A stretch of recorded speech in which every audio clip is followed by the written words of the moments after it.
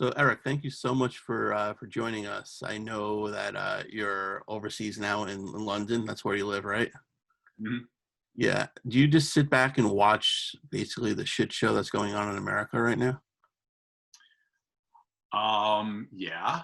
Uh, I think it's incredible. I think the world is at this amazing turning point, and the COVID pandemic kind of allowed everybody to stop. We've never seen. I don't think capitalism has ever had the global economy shut down.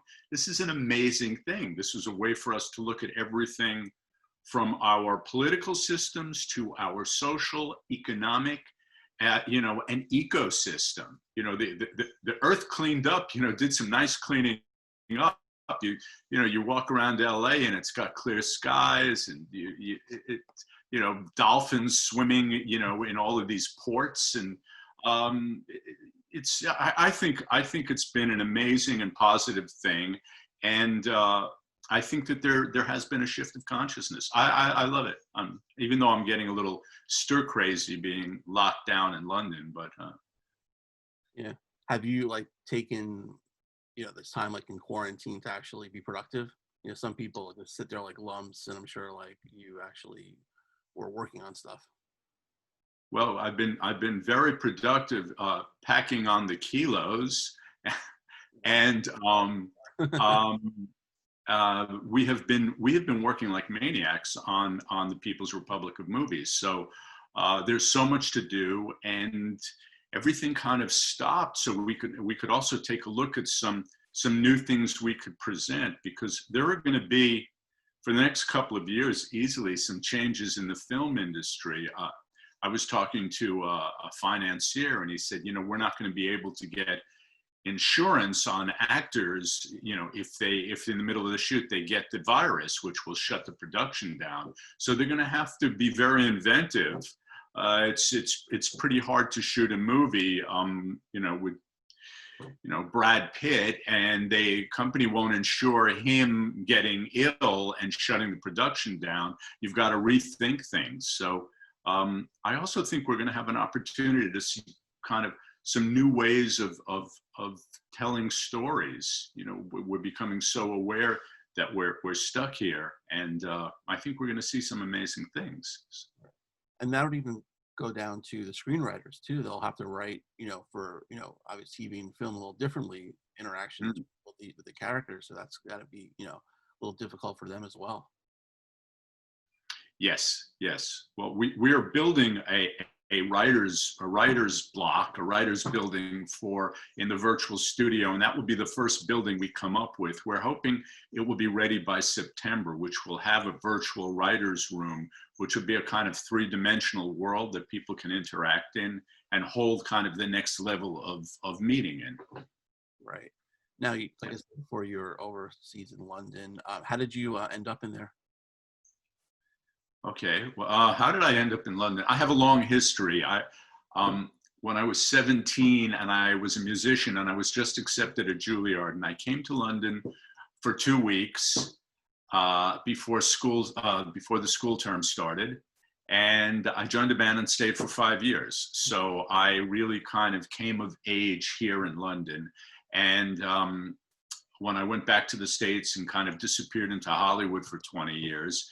And then I kind of stepped away and decided to continue my love affair with Europe. I started by living in Belgrade for a couple of years. I ghost wrote 3 metaphysical books for this kind of Rasputiny dude, which was an amazing experience. I went to live in Portugal for a while, and started working on the great novel. And but all that time I kept visiting friends in London and playing with musicians again. And so it just eventually just pulled me back here. So this is a great base for me. I have lots of people in London. It's the most sophisticated city in the world by far. And I can jump over in, Spain and Morocco and Italy and, And originally being from New York, it's just like a flight home from LA, I can imagine. Yeah, yeah, yeah. And I'm pretty much. I mean, everybody is gone from. I have, one great friend left in New York and an auntie. So I don't really go to New York. I go to New York like once every 5 years or something. And but obviously I go to California at least usually once a year. Although I missed last year, and I have tickets for September, but I don't think we're gonna come to California in September. I'd imagine a lot of people's travels are going to change. Yeah, yeah. Result of this, yeah. Yeah. But going way back, what like got you involved, like in the arts and like being creative and writing? School was just so fucking boring. I would just stare out the window and dream of better scenarios than were going on in their classroom, and it just started with fantasies of the Nazis raiding my school, killing everybody, and me rescuing the cutest girl in class and taking her to live, building a raft and going down a river. Next thing you know, you're doodling away. Right. How many of those stories that you like wrote back then actually, mounted to something? Anything? Nothing. No, just I think it was just fertile ground for the imagination, and I found that creativity pulled me in more than say, I mean, when I was a little kid, I played with guns like everybody else, but it became more about concocting romantic fantasies than ever actually wanting to shoot anybody. And then, the music boom came from England, and I was a little kid, and I saw it as a way to kind of be rescued from a kind of gray flannel suit commuter lifestyle. And that was it for me. I was like, no, this is. So then I'd imagine a strong influence of my dad. It was very offbeat. He was like the first weightlifter. He was a Mr. New York in like 1947 or something, So he was a wheat germ nut and bohemian, and his guys were all that Kerouac generation. Okay. So that obviously, they were kind of like these genius hobos, very, very much like, Woody Guthrie. So that was their kind of ideal. So then it was easy for you just to kind of go that way. There was no resistance from your father then. My dad was just funny. All he ever said was, no money. Right. And I mean, of course he helped me, but he was a guitar picker, so he loved that. He was a very technical guitar picker, so he taught himself how to read. He knew every chord in existence, and I was an ear player, and I was in awe of his ability to read and understand music theory, and he was in awe of my ability to just listen to something and go, "Oh, here's how you do it, Dad." So. Yeah, so there was a nice balance there between the two.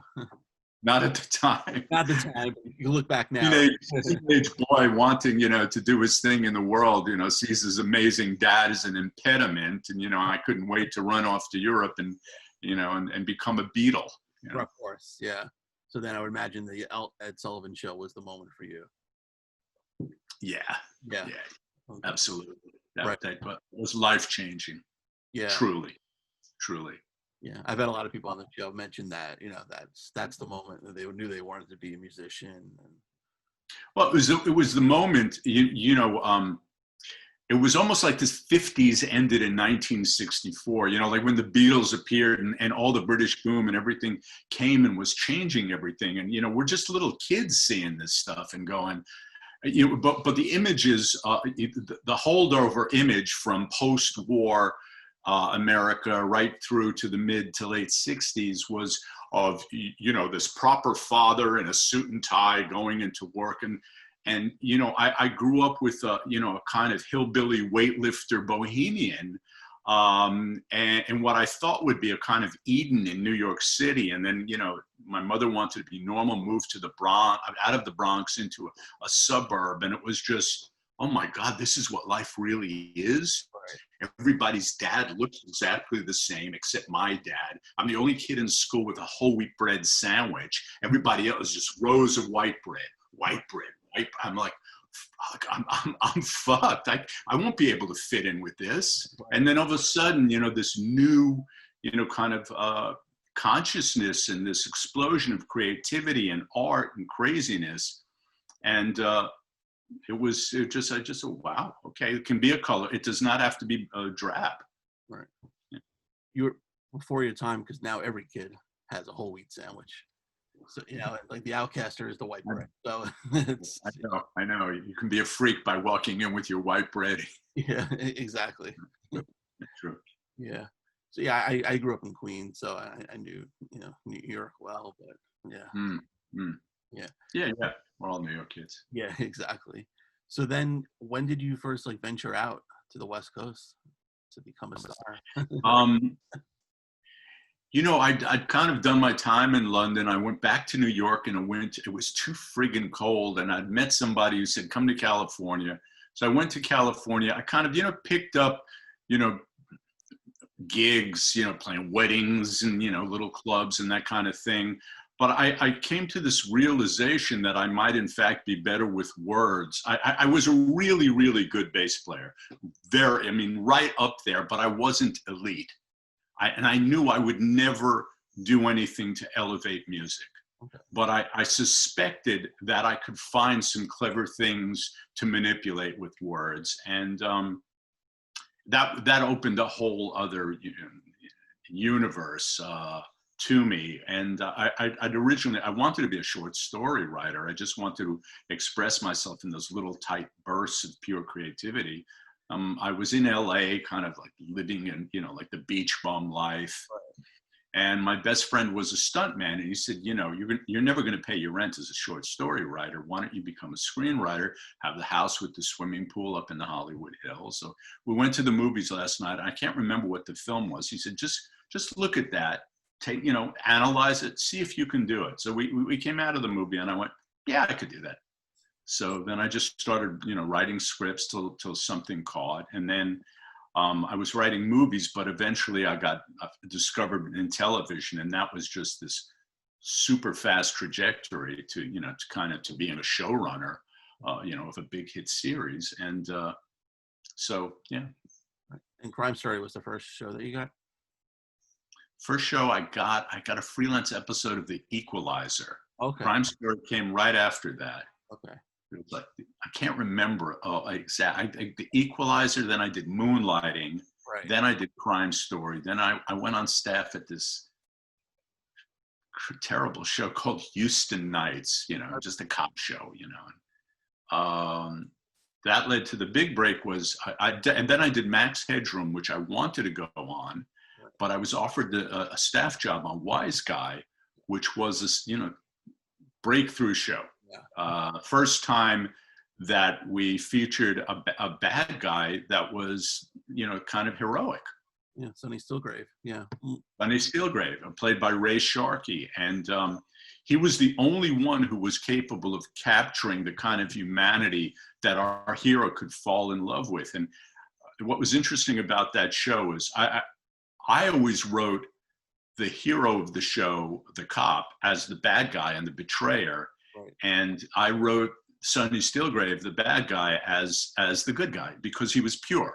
Right. And that was Johnny Depp did the same film with Donnie Brasco was Wiseguy, note for note. Okay. The same central relationship, and it was a terrific film. But yeah. He was a big fan. He was in the building with us because they had Jump Street and Wiseguy were both Stephen Cannell shows. And when I left Wiseguy, I went on to Jump Street, and then they put me in charge of the show. So I spent some time on 21 Depp Street. Right. Yeah. And yeah, we'll stay a Wiseguy now. I was going to get to it later, but I love the Wiseguy. It was like one of the earlier shows that featured like the story arcs. It had had the Sonny Stillgrave one that you worked on, and it hit a great point how Sonny Stillgrave was pure. He was just being himself, as well as Vinny was the cop pretending obviously to betray Ray Sharkey. I mean and for me that was so deep a central dramatic conflict, which is no matter what we do for a living, if I'm making you think I'm your best friend, but you really are feeling that way toward me, I'm committing that deepest level betrayal of our relationship, and so, and that's was the way I wrote it. And it was really super interesting and super inconsistent television. We did some seminal episodes that were so elevated, and we did some just god awful, just misses, Yeah. I mean, it's got to be hard because I'd imagine the season was what, like 22 episodes, like 24 episodes. So Yeah. it's it's hard to just crank out, quality for 22 episodes. They say in It was baseball. impossible. Yeah. One of the great things about which I think the last 20 years have been a golden age of television. Right. In that these are all the children of Wiseguy. The Sopranos doesn't happen without Wiseguy, Right. and but the idea that they take half as many episodes. I mean, when I would finish a season of 22, 24 episodes, I was a vegetable for the next 2 months. Right. People would, my wife would take me to a dinner party with other people, and I would just kind of sit there going, bleh. And so, what happened to this witty guy? Yeah. I used up all my words on the season, It's true. Now, do you think Wiseguy would have been more successful had it been out now? Because you just would have had, like, say, the Sunny Stillgrave arc just for one season, rather than have like just 22. Well, I mean, if we came out with Wiseguy now, people have already been there with The Sopranos and other shows like that. So it's like, if you came out with the Beatles now, would it be successful? Well, no, we've kind of heard that kind of thing before. So it was before its time, definitely. When I left Jump Street, I went into development around Hollywood, and everywhere I went, they were like, "Okay, kid, what do you want to do?" And I said, "Let me do a show about a bad guy. A show about a bad guy is going to be the biggest thing in television." This would be like 1990. Okay. And it would be like 9 or 10 years before The Sopranos appear. And I did do an amazing pilot for CBS that they loved, and they gave me another deal. And the head of CBS said, "I can't put a TV show on about a bad guy. I will lose all my sponsors." And I was screaming to the entire industry, bad guys are going to, and I had a nickname, Dark Man. Everywhere I went, they would call me Dark Man, Right. which is kind of funny because my writing has a kind of light comic touch, but my need to do a show about a bad guy, it was just, I was like Ahab running around, that was my great white whale. I did it on Wiseguy, but I didn't get to do it the way they presented it, like The Sopranos, which was extraordinary. Of course. And then eventually The Shield as well. I did a Shield pilot as well about a corrupt cop at ABC for Ray Sharkey. Okay. And they couldn't put it on. They just said, "We're putting him in a comedy." I was like, "Your comedy's going to die." You can see things unfolding. Yeah. And you're always fighting the system. And the system is always, a corporation will always go with the safe bet. Always, always, always.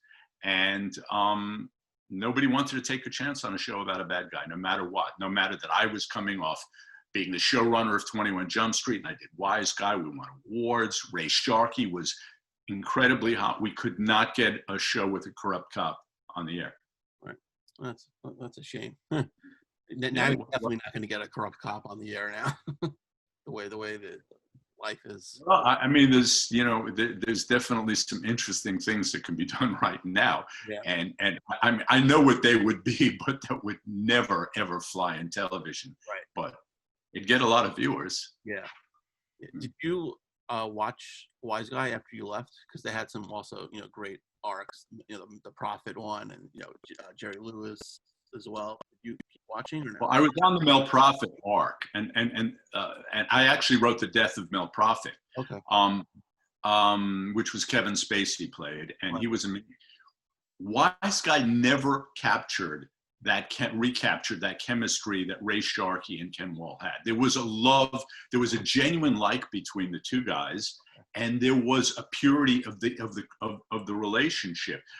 There was no way for Kenny's character Vinny to fall in love with Mel Prophet. Mel Prophet was a psycho drug addict who was sleeping with his sister and talking to spirits. You're not going to be like, I so relate to this guy. I just can't betray him. I mean, it's just like, yes, we got to get this maniac in jail. Yeah.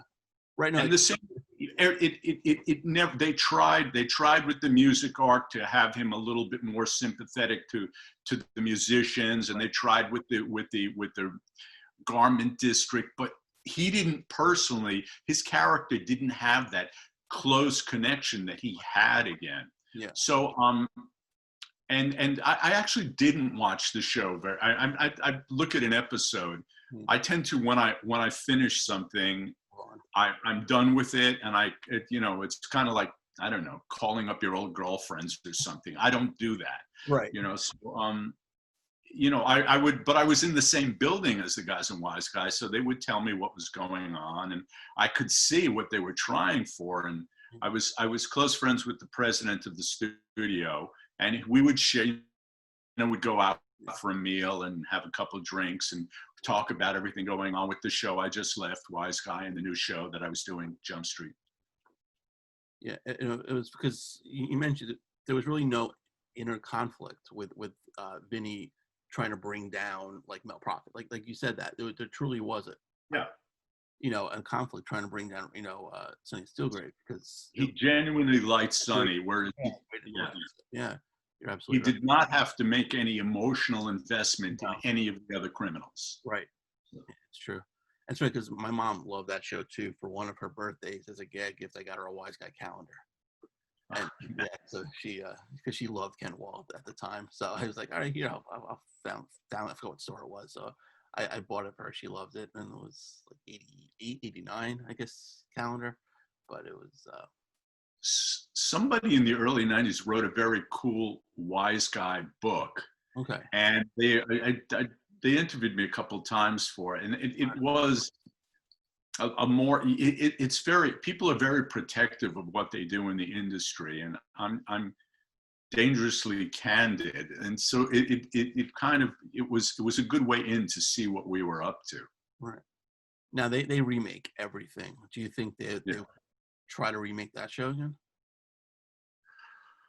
Well, never say never. I don't see why, because as I say, television has progressed so far, but the thing is that corporations like branding.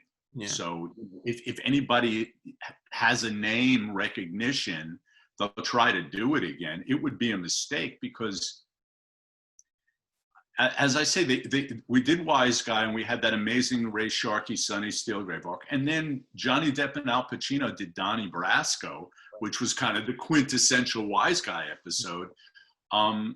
I don't know why you just try to cash in on the name. Okay. I mean, they remade Hawaii Five-0 at CBS, and that took off. It was just a name, and they're just, okay, let's go. Yeah. Right, and then even like 21 Jump Street, we'll get to in a sec. They made 2 movies out of it and completely went a different way, which it was very enjoyable. But I guess if you're going to do that, you can kind of go a completely different arc and just use the name. It's a perfect example. It's a brand. You just use the name. The movies were comedies, and Jump Street, while we had some comic episodes, it was a dramatic show, and it was an opportunity for Johnny to finally kill his character off, which has been plaguing him for 30 years. Right. Yeah. So how did that show come about to you?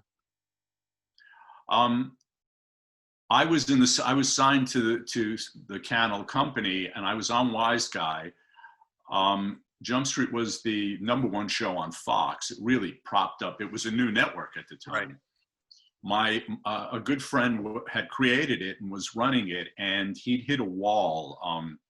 And the network had there was an episode they were about to film, which was already in prep, which the network refused to accept the script. It was so bad. And Patrick, walked into my office one day and he said, "Blakeney, you got to help me, buddy. I got 5 episodes left in the season. I've hit the wall. I'm friggin' burned out, and the staff is in chaos. The network is going to shut me down." He says, "I don't want to pressure you, pal, but if you don't do this, I'm going to jump out your window." And I said, so I jumped in there. I rewrote the script. It was already in prep, so it was cast. I had to use all the sets, but I rewrote the script in 2 days, and they shot it, and it was such a massive rescue of the show that my star just shot up at Fox, which I hadn't worked at Fox, but I was at the same company. And when Patrick Steele was up at the end of the season, I took over the writing of the last 5 episodes of the show and kind of semi-ran the thing. When his contract was up and they didn't want to pay him because they were kind of cheap, Right. The president of the company said to them, look, we just had a guy rescue the show. We're paying him peanuts compared to what we have to pay Patrick. Let's give him the show. Right. You know, and it was, it was kind of funny. You know, they came to me with all the politics, and but they said, look, you'll be in charge, and we want you to do it. I said, okay. Right. Was it difficult, like, writing for characters that you didn't create at first? Well, I'd been writing television, and I hadn't created the first show. The first character I created that was on television was the Richard Grieco character of Dennis Booker. So I brought that next season. I wanted to shake up 21 Jump Street, which I thought was a little too cutesy. So I was looking for a kind of Mickey Rourke kind of bad boy to throw into the mix. And, right.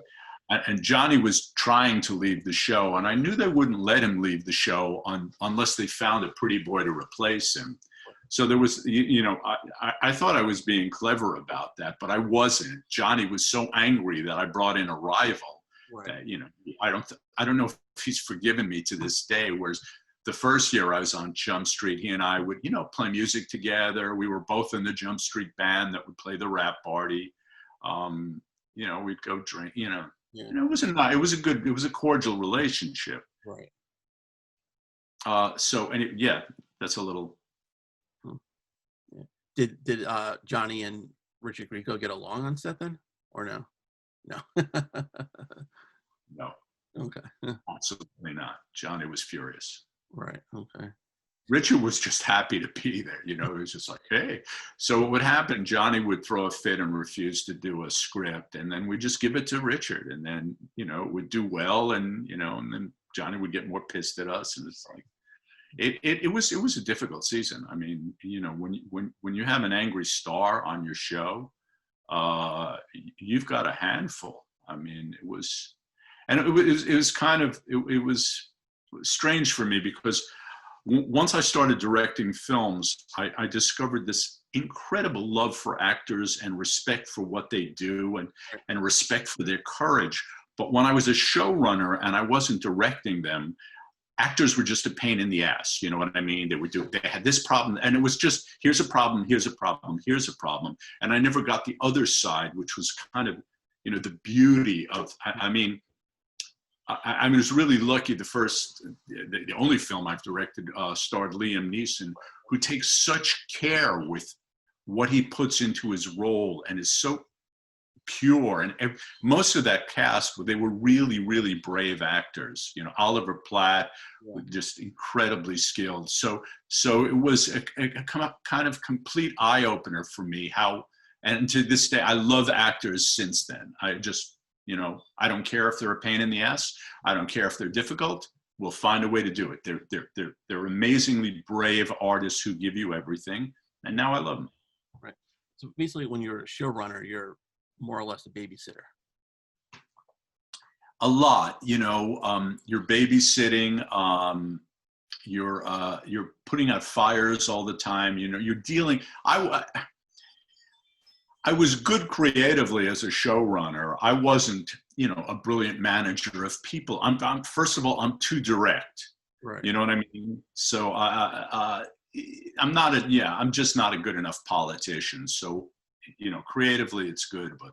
Right. Yeah. Or like direct. You're just dealing, you're dealing with the network. We did an episode. One thing I had in common with Johnny Depp was he hated the cops. I always hated the cops. I wrote for all these cop shows, and the thing that I brought to the shows was a distrust of police. So it enabled me to to bring that eye to it. Whereas most cop shows I worked on, they were all cop groupies. They loved hanging out with our police advisors. They loved pretending to be tough guys. And there was an episode I wrote where the guys on Jump Street were forced to, because I also hated the premise of Jump Street, which was that we're sending a bunch of narcs in to bust our kids in high school. I thought this is about as despicable a premise for a TV series as you could get, which is in many ways why I did so many good episodes for that show. So we did an episode where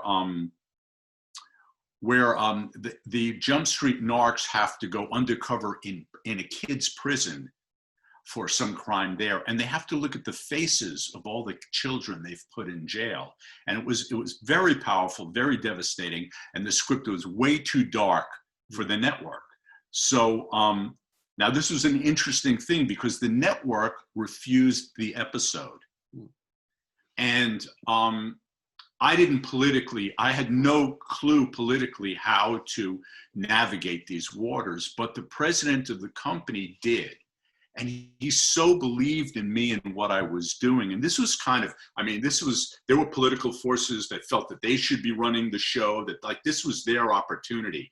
When the script came in, they told John, my rival on the show, the other guy who wanted to be the showrunner, told Johnny, this is a terrible script. I get a call from Depp.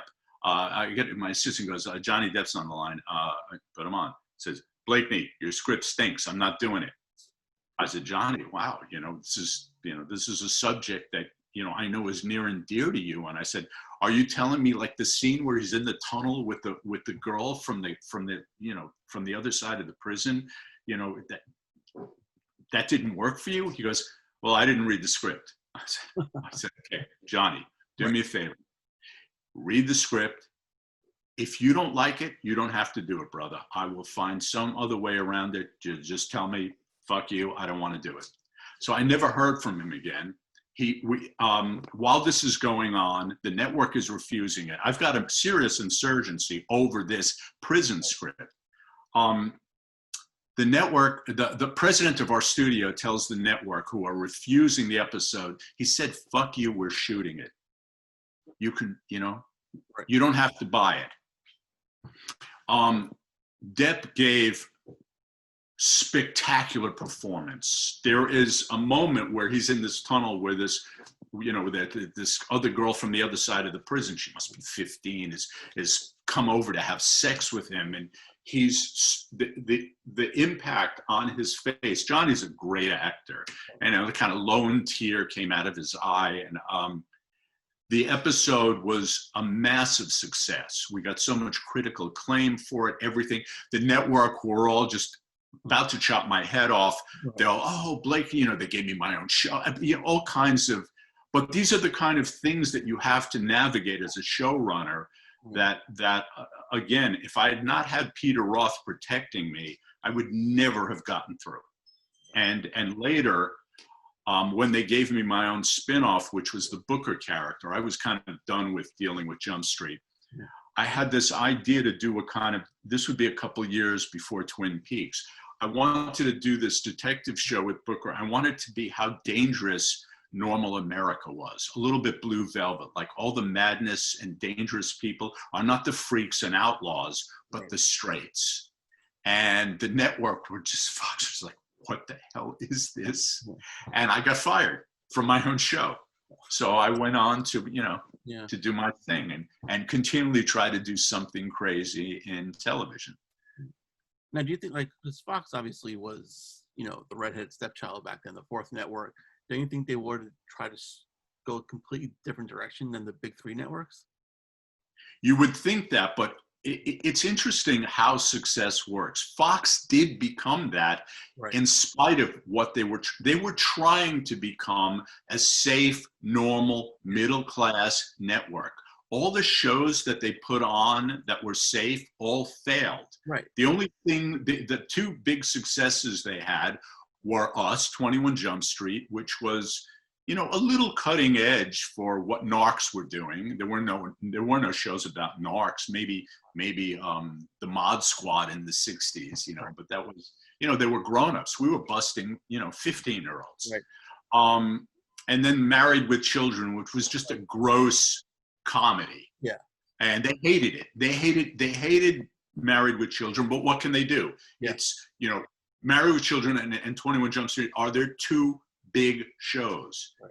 And then once The Simpsons took off for them, which was groundbreaking television, they had no choice but to embrace the fact that, you know what? Our weird shows save us.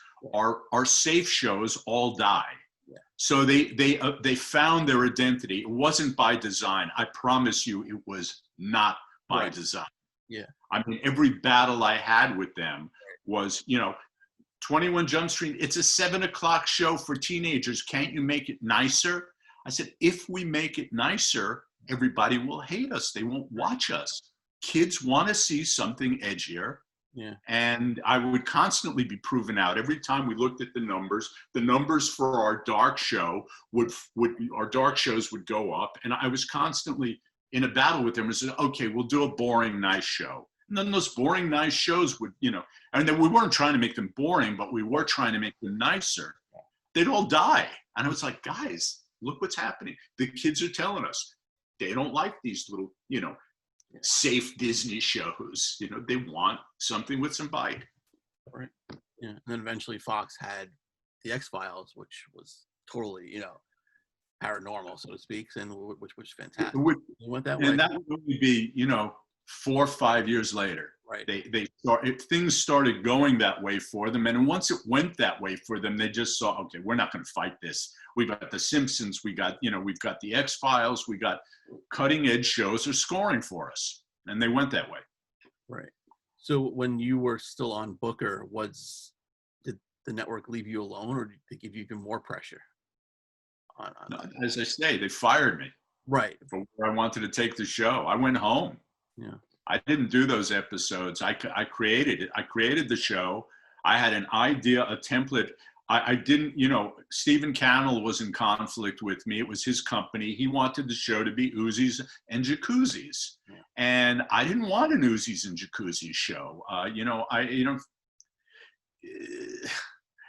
I thought we had an opportunity to do something unique. So they fired me. They made the show Uzis and Jacuzzis. Okay. One season. Barry Diller hated the show, and he killed it. How long were you on the show before they fired you? 20 seconds.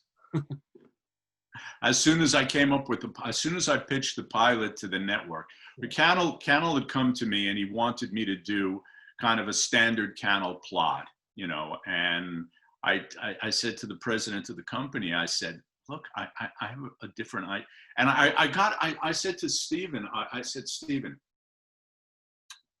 even before this, he and I had some meetings, and I said, look, let's do a series about a bad guy. When I was still at Cannell's, and he said, well, you can't do a show about a bad guy. I said, Stephen, we just did Wiseguy.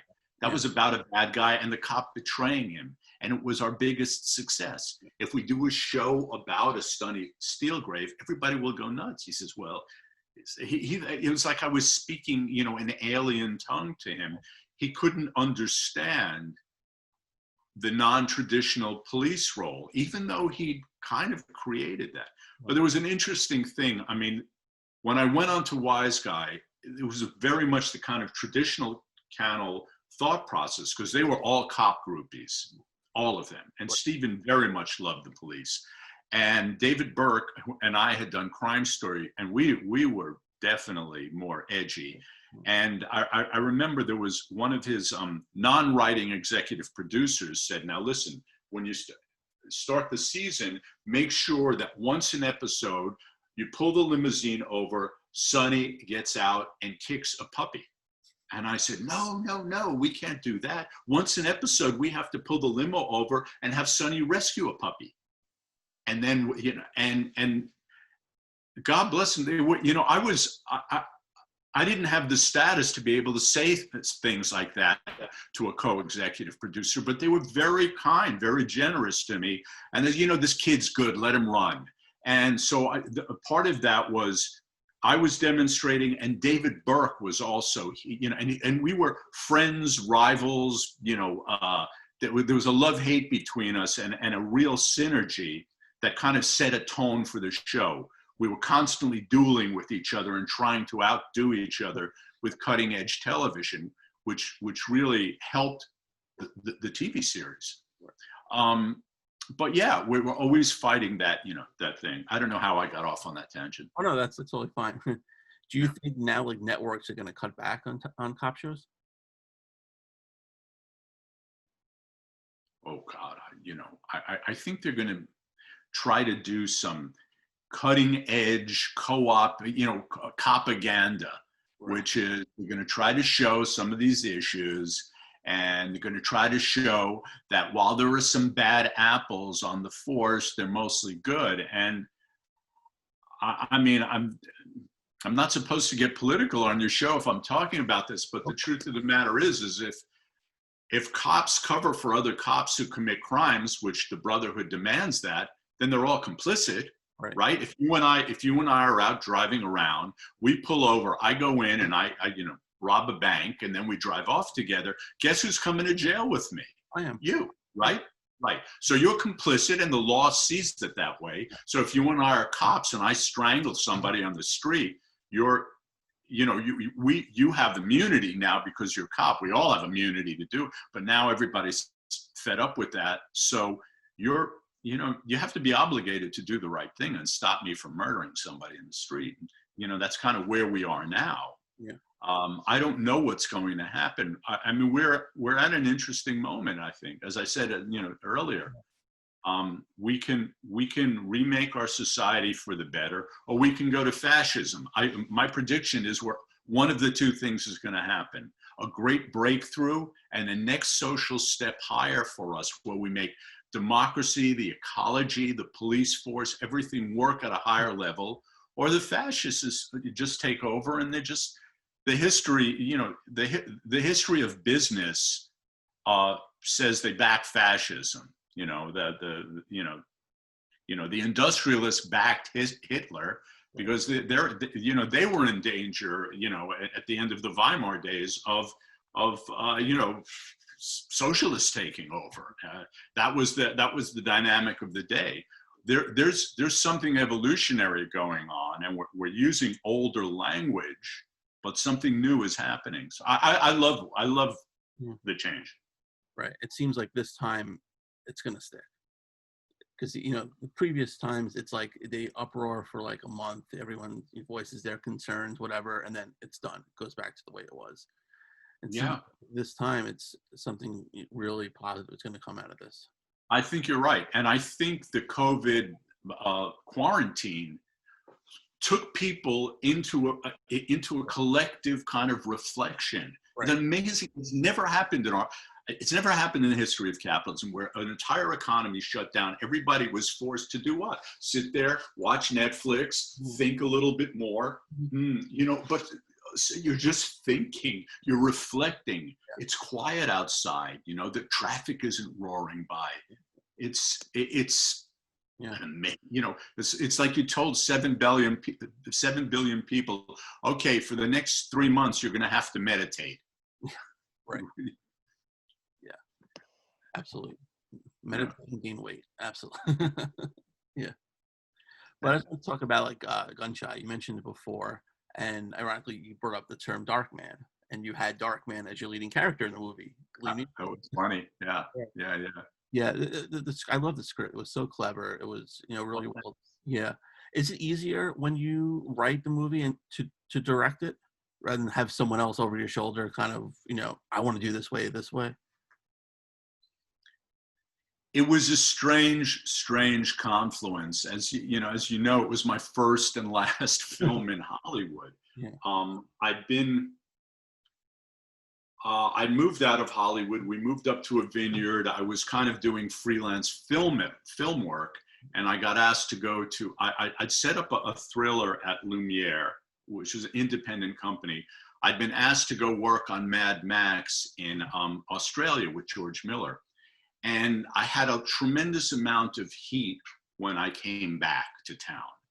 And I had this great idea. I'd been playing with an idea of a cop who loses his nerve. I'd kind of been, kind of done with the superhero cop thing. So you know, and but I hadn't cracked the story till I was sitting there in Australia. Then I realized that what the movie was about was that everybody is undercover. Nobody can be who they really are in public. Nobody. And so we're all undercover. So that was the thematic glue that enabled me. So I wrote this script on spec. I had so much heat at that time that we didn't go out to the industry. We didn't send the script out. First of all, I didn't want the network of assistants to have the first look at it. So we went out to the industry and said, if you want to read the script, you have to drive down to the office. We will put you in a room. You can read the script and get back to us later. It'd be impossible to do that now unless you're Tarantino or something. The response was insane. It was the hottest script that season in Hollywood. We got huge offers of over 7 figures for the script, to buy the script. But I wanted to direct it as a first-time director. So a lot of places that wanted to buy it, like Warner Brothers, they made a 2-picture deal with me. So a lot of things, there was all this energy, but I was insisting on directing it. So it was tricky. But what happened was, one of the deals I made as a result of the script was I was hired to adapt the book at Warner Brothers for Sandra Bullock, and the adaptation they loved. So the energy was great, and I found somebody who was willing to give me the money to make the movie. I was trying to make it low budget for about $3 million. And he said to me, could you get one of the stars you've worked with to, everybody wants you to bring, a Johnny Depp, who will do a favor for you and make your movie. And I said, well, I don't really have that relationship with Depp anymore. And he said, well, who do which star do you know? I can sell a big star foreign and cover the cost of this. I said, well, I'm kind of close with Sandra Bullock now because I just did an adaptation. I said, but there's not a role for her. The girlfriend is a minor part. Right. He said, how long would it take you to shoot her part out? I said, I could probably shoot her part in a week. He goes, great. He said, offer her $2 million for 1 week's work. I'll make your movie. And $2 million is good for a week's work for anybody. Yeah. I called up and I made the offer. I spoke to Gazina, her sister, who ran the company. I told her I found the money for the movie, blah, blah, blah, blah, even though, it's just somebody's word, right? I get a call 3 or 4 days later, hi, Eric, it's Sandy. She was incredibly polite. I thought, oh, she's, she likes me. She doesn't want to ruin the relationship. She says, listen, I want to thank you for your generous offer. And I was like, oh shit, here it comes. And she says, but I don't want to take that money. I want to put that $2 million into the movie, and I'd like to produce it. I was like, oh my God, yeah. This is, one of the 2 biggest female stars in the world. It was Julia Roberts and Sandy. That was it. Yeah. So now what happened was this kind of the machine. When you work with a star that big, there's a whole kind of other machine that comes with you. What comes with her. Yeah. And with that big star. And now we've gone from being a $3 million movie that Lumiere had also offered me the money to make the movie. The producer who'd originally proposed that deal to me, he was a kind of a low B player, and he was totally gracious. He said, man, you got to run with this. Good luck. I was like, CAA was her agency, and CAA, I consider a truly dark force in the industry. So they're not like the other rapacious agents. They are a cult. Right. Sorry, I know, Yeah. And they wanted to push my movie into a deal with a distribution arm of Disney. It was kind of, I didn't really understand how they were going to finance an independent film, keep it independent, but own it. And it was. And suddenly I was in the Disney machine with a kind of offbeat film that didn't fall into their wheelhouse. Right. So Gunshy was the best of times and the worst of times for me. It was an amazing experience to direct. The politics of it were essentially why I walked away from the business. So, I mean, yeah, that's how Gunshy, nobody in the business wanted to see Liam Neeson in a comedy. They didn't really. It was kind of dumped out for release with no money behind it, and that's what happened. Yeah, no, it's a shame because that was before he did Love Actually, so you saw his softer side in that, and then Taken blew up. So that was like I think his role right after Star Wars. I'd imagine, right? The movie that came out right after Star Wars. Right? He just done Star Wars, and he did my film right after that. Yeah, because he was great in it. I mean, he shows definitely another side of himself. Oh, Liam showed levels. He reminded me a little bit of Gary Cooper doing comedy. This kind of looked like this kind of vulnerable dignity that very few actors can get. But yet an audience have got to really be ready. Liam had always played a kind of stiffer, kind of dramatic character, and that was a less dimensional kind of masculinity that he was slotted into, and this was a big change. Right. What was he your first choice, or how was he brought about? No, he was not. My first choice was Jeff Bridges, and Jeff Bridges, the studio refused to take him. Disney said, no, he's just done this terrible movie called The Big Lebowski. It didn't make money, and as far as they were concerned, there were mediocre reviews. It wasn't like it is now. It's a cult classic now. But they would not back us going to him.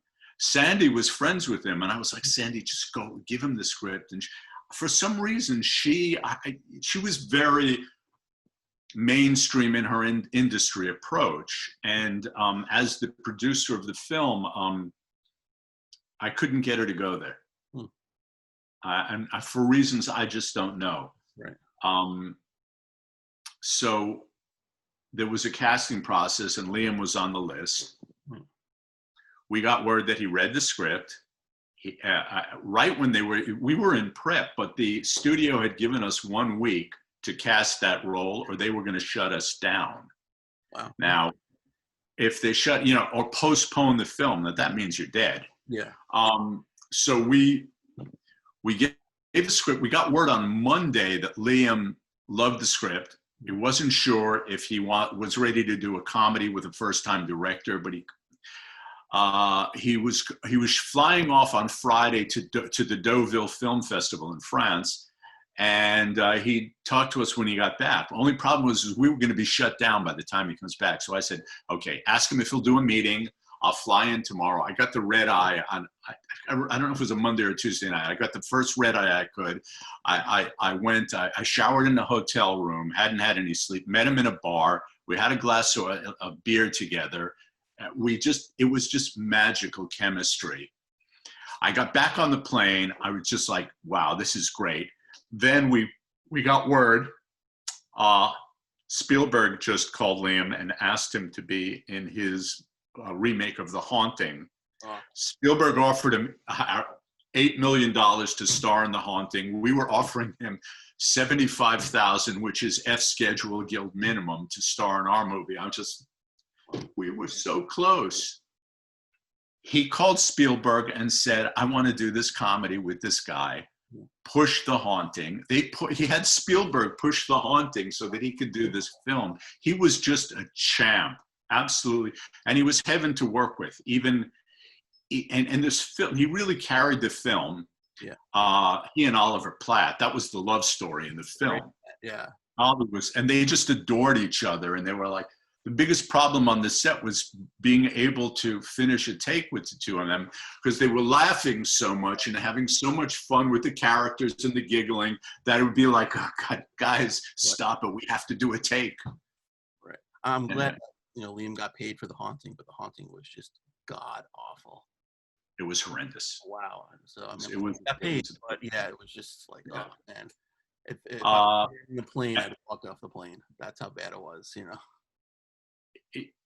right. Yeah. Right. And the original Haunting was very, very atmospheric, very creepy. I saw it as a kid on a black and white TV. You're terrified. Yeah, it was. Yeah, I remember that one too. It was really well. Did Yeah. Sandra like the finished product? I was gonna say. I'm not sure. I mean, I think she knew. What happened was we had a preview, and it previewed. I was like, must be 300-400 people in the audience. Right. I had no idea the film was that funny. The laughter was so intense that you couldn't hear the next line.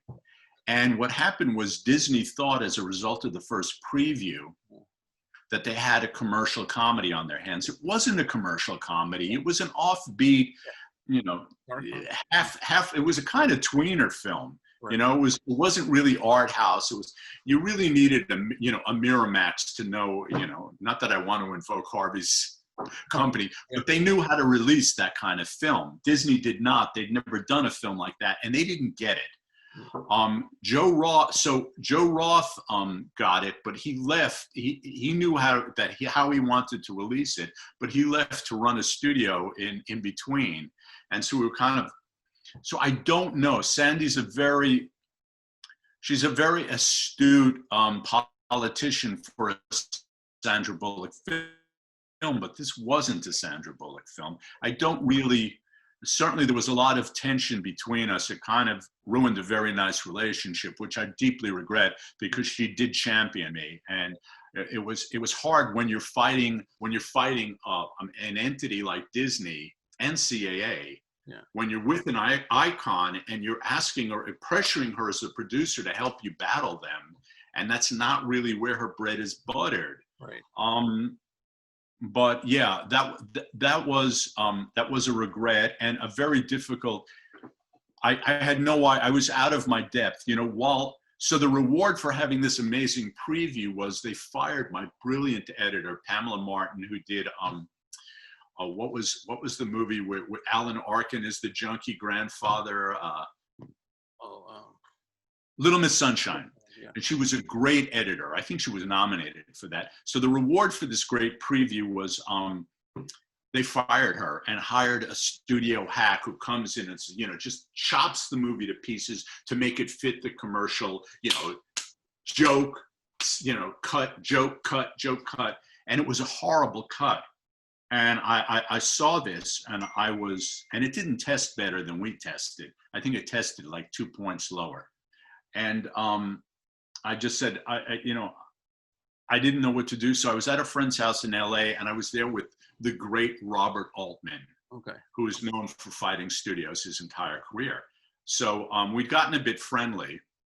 And I said, Bob, one friend is advising me, just be a good soldier, listen to the studio, make them want you back so you can do your next picture, And I was like, yeah, but if I do a shitty movie, all I'm going to be known for is a guy who did a shitty movie. At least I want to go down, with a cut that I can believe in, because I can't put my name on this thing. So I said to Bob Altman, I said, Bob, what should I do here? I'm between a rock and a hard place. Am I a good boy who lets them release a shitty movie hoping that, it might save me, or do I fight? And Altman says to me, he goes, you're fucked either way, kid. You might as well fight. So I did. I fought, and I got 50% better. I got closer to the cut that I could put my name on, not the cut that I felt was, the one I wanted to release. But, that was that. Did you ever, think about going back and making a director's cut of it? No, but I was asked. It was funny because when the media knows that the studio is not behind your film, they kind of smell blood. Okay. So I remember when the film was released, and amazingly, we got a spectacular review in the New York Times on the front page, right.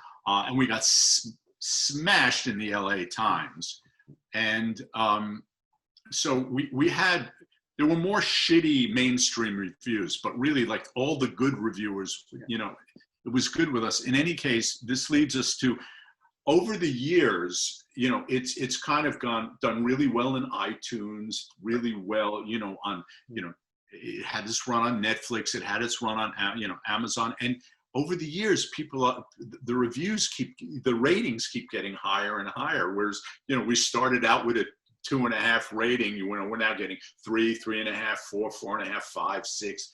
And last year, Kino Lorber did a Blu-ray release of the film, and they asked me to do a director's commentary. Okay. And it's apparently it's a really cool director's comment. If anybody wants to buy the Blu-ray on Kino Lorber, it really takes you you know, into what was happening creatively within the scene, and some of the kind of, you know, riffs that kind of go off into what was happening business-wise behind some of these moments too. So yeah, no, there's no reason to do a director's cut. All right. And this is the 20th anniversary of the movie, so everyone 20th anniversary. watch it, revisit it, get the Blu-ray, definitely. But before we go, I just want you to promote the website that's currently out now. Oh yeah, thepromhq.com. Go see what we're about. Okay, great. You're gonna give us this. Give us a Put little it link. right down there. Put it right down there. As I say, we are building a virtual studio. We're going to be going up one building at a time, and it is the next level of how to do business within a new kind of film ecosystem. So check us out. Yeah, that's awesome. But Eric, I really appreciate it. This was fantastic. Everyone check out all his work. I mean, it's been fantastic. And thanks again for your time. Thank you, man.